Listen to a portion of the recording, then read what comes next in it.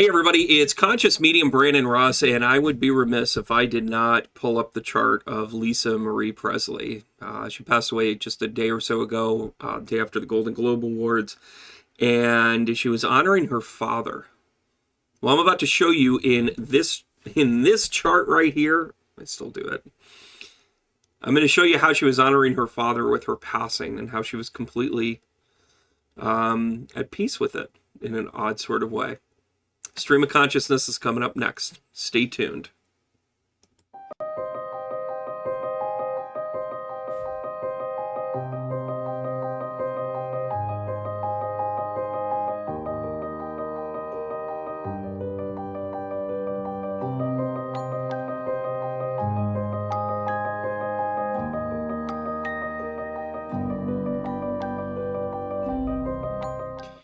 Hey everybody, Conscious Medium Brandon Ross. Again, right out of the gate, I want to apologize. It's been a few days.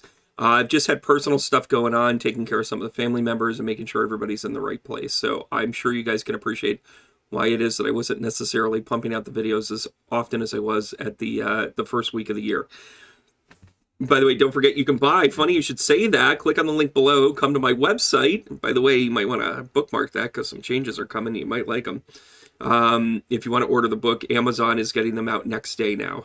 They realized that they needed to do print on demand almost immediately. So anyways, let's talk about Lisa Marie Presley. You know, she goes to the Golden Globes on Tuesday night, I think, and then on Wednesday she goes into cardiac arrest, and then the next day we announce that she has passed. Well, her chart says a lot here. And the first thing I want to say is that with a lot of Hollywood celebrities and then their kids, the kids end up falling way off the mark, right? Well, Lisa Marie Presley actually did anything that she wanted, as you can imagine that a child that is, somewhat allowed to have something of a privileged life, here you are, right? But she actually brought the goods.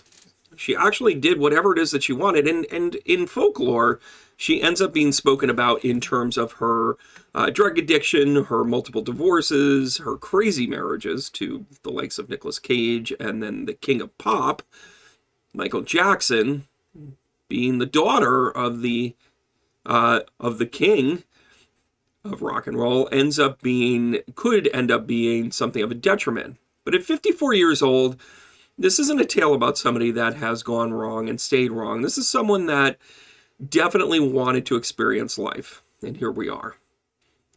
Lisa Marie Presley put out 3 different albums. And she's been on about a dozen recordings outside of those albums, of which she did a couple of duets with her father. And she, in no way, shape, or form, didn't pull her weight. She absolutely pulled her weight, and she absolutely brought it. She has a real voice, and she could sing. And she worked with the likes of producers that had successes in other places, like, say, Alanis Morissette's singer-songwriter, producer, actually helped her write her second album. She also took on covers like, say, Dirty Laundry, which is kind of a cool tune. You might want to look it up.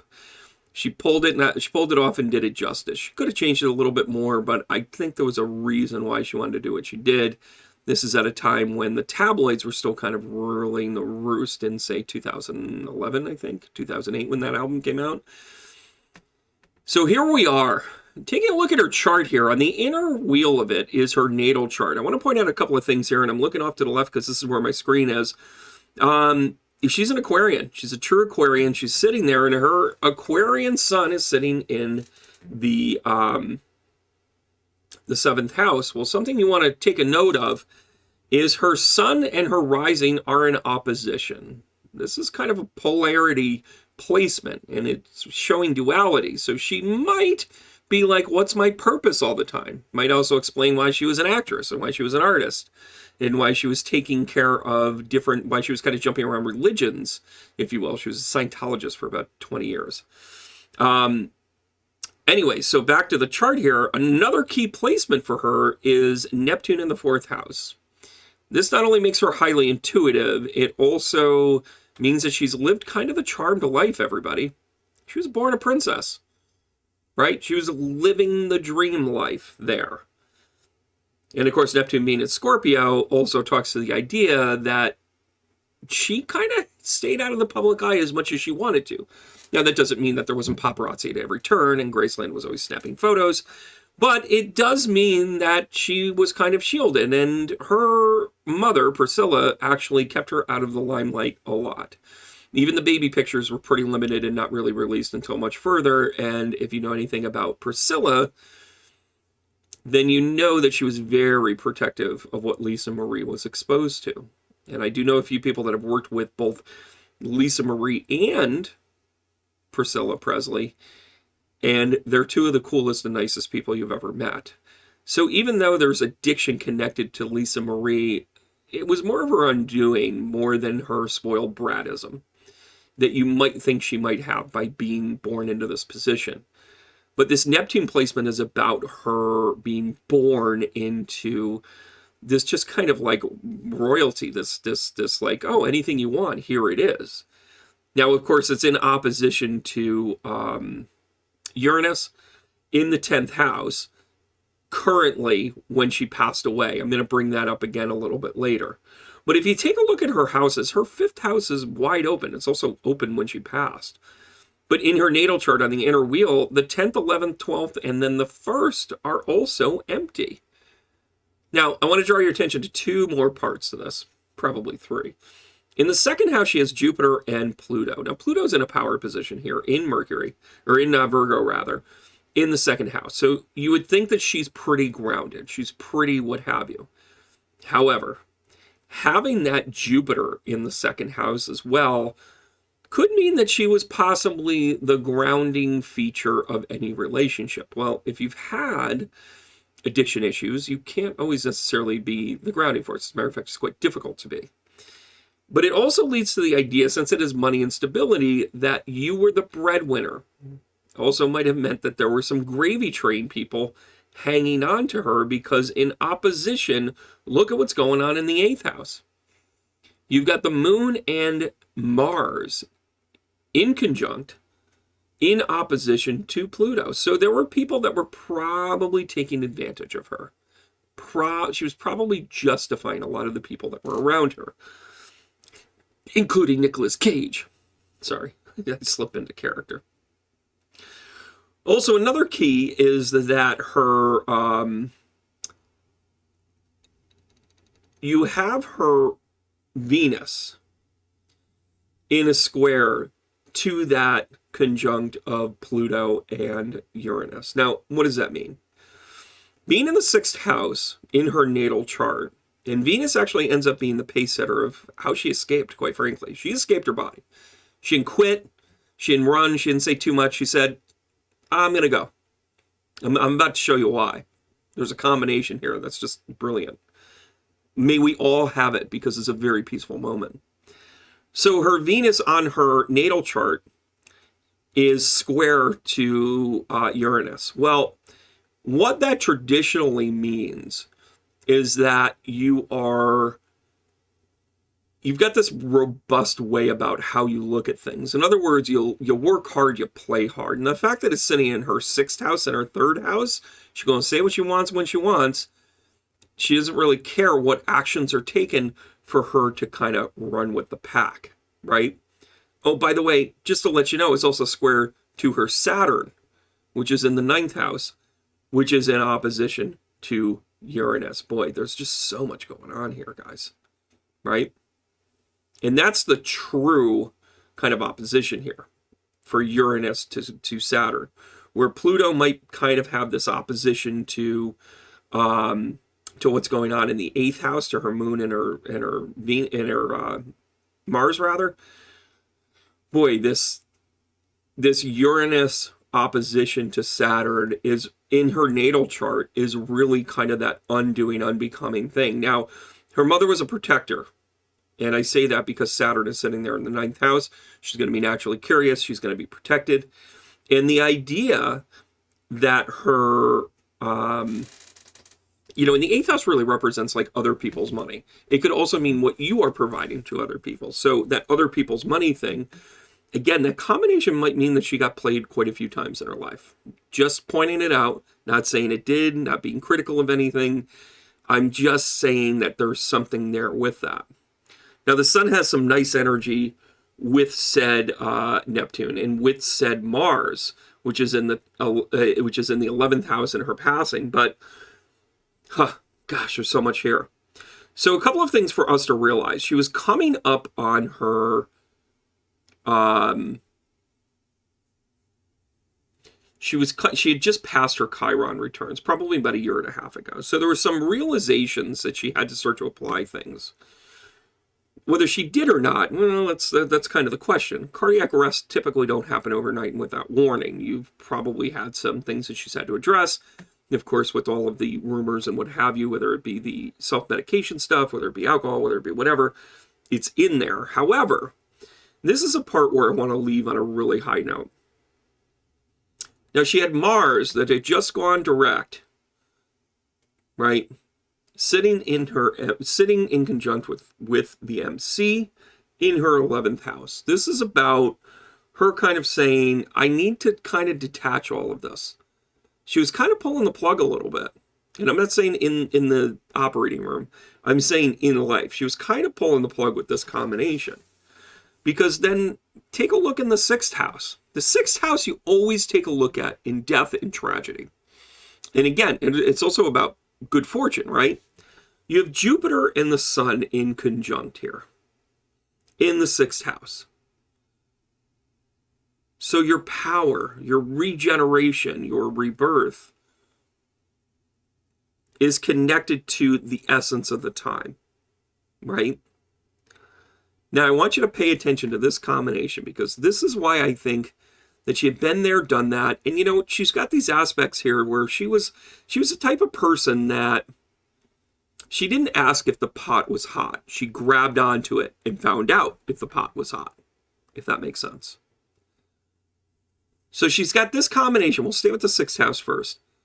Look at this conjunction with Mercury and Venus in her 6th house, right? By the way, one of the songs that she recorded with her father was You'll Never Walk Alone, or You'll Never Be Alone. Beautiful song. It's really cool. It's really well done how they did it. A la Nat King Cole. But that signia is kind of a beautiful release. It's kind of like a, hey, I'm good. I'm going to get going here.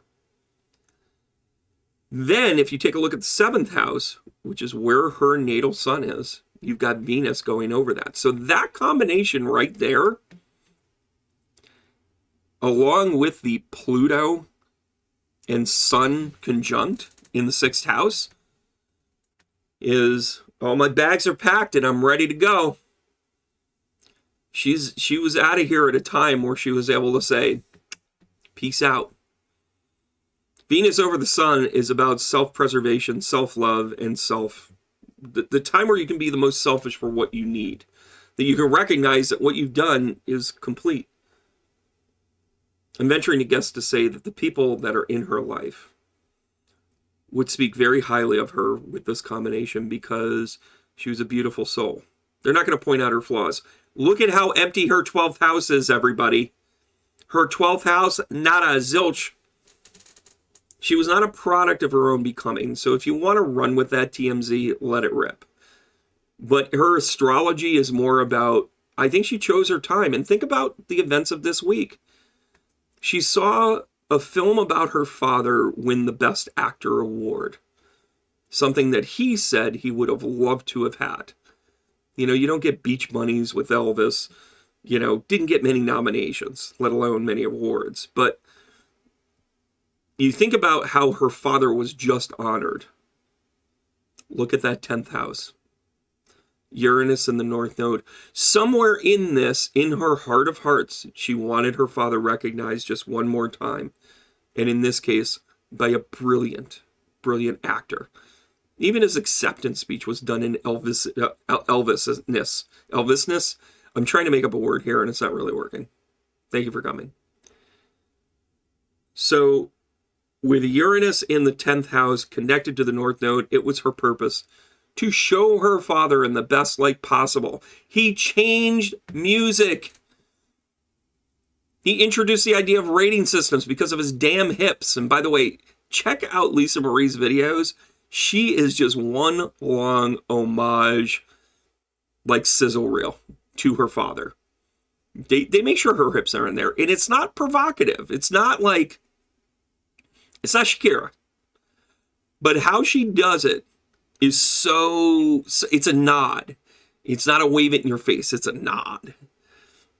That's your homework, everybody. Go take a look at least 2 different Lisa Marie Presley videos. And her stuff is actually pretty well done. It's pretty well orchestrated. It's well produced. Her voice is good. Her voice is good. She's not her father. She's not belting that out. Although she was on, I think she was on, not The Voice, but America's Got Talent. She was on a couple of them, actually, where she was promoting her album and she was getting out there.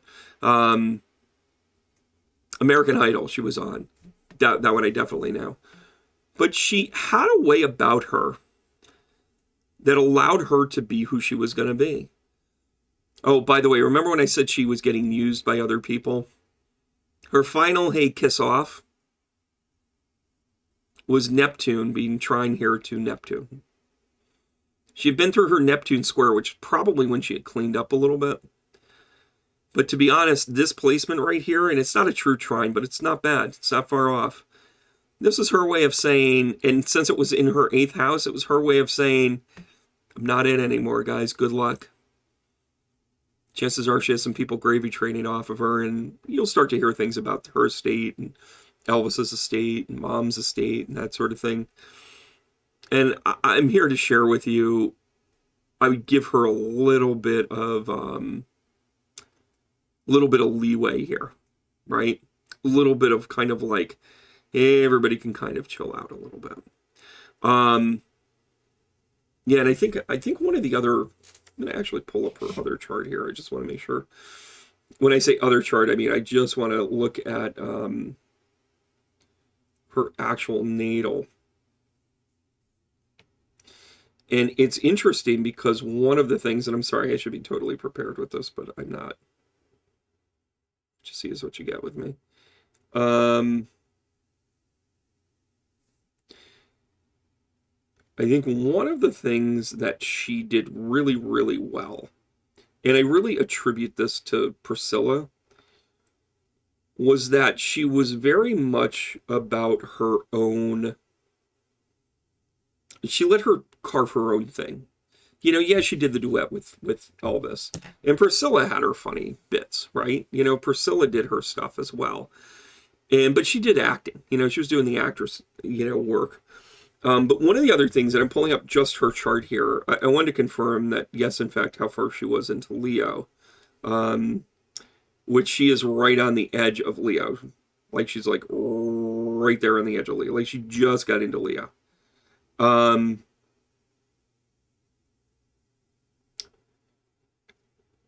And there is also, there is square energy with Mercury into Neptune. And that's really super interesting here. That's really super interesting because I think she had the ability. When I look at this chart, I'm here to tell you that this is somebody that truly 100% knew when they were leaving. Like, I think that she genuinely felt like she was right where she needed to be, first of all. Second of all, I think she was very much her own person, not only with originality, but she had this conflict that was natural in her life with her son in opposition to her, to her rising, right? And then to be this Pisces moon, this kind of like defeated self-love kind of thing, but people were going to love her for what she could provide, right? So the Neptune thing I had brought up to Neptune, it was trine energy. It was trine, let it trine. Trine energy. So this is her way of gently saying, I'm not it. I love it. Sorry, I had to do a little research right there, but I thought it was good. I wanted to make sure it had the angle there. All right, guys, listen, Lisa Marie, we're going to miss her for her uniqueness, for the idea that she really kind of brought class to something. And again, honoring Priscilla and all of this too. I mean, it sucks You shouldn't have to bury a child. I mean, I don't care. I mean, I know she's 54 years old. She lived a full life. You know, you should look at her chart in her life and kind of go, okay, yeah, she had ups and downs, but boy, she grabbed onto those reins and she rode that pony as far as she could for as long as she could. Kudos. She lived life. She kind of set an example, everybody. It's time to pay attention. All right, guys, I want to thank you guys for tuning in, and I am going to see you on the next Stream of Consciousness. Whole lot more next week. Had to push guests off and all that other good stuff, but everybody's kind of in a good spot, and I'm going to remind you to keep going. By the book. Take care, guys.